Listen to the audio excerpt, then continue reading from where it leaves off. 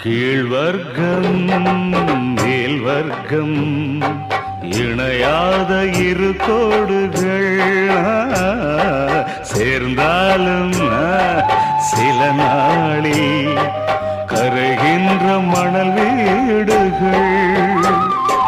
கட்டில் சொந்தம் என்னை கைவிட்டது, தொட்டில் சொந்தம் என்னை தொடர்கின்றது.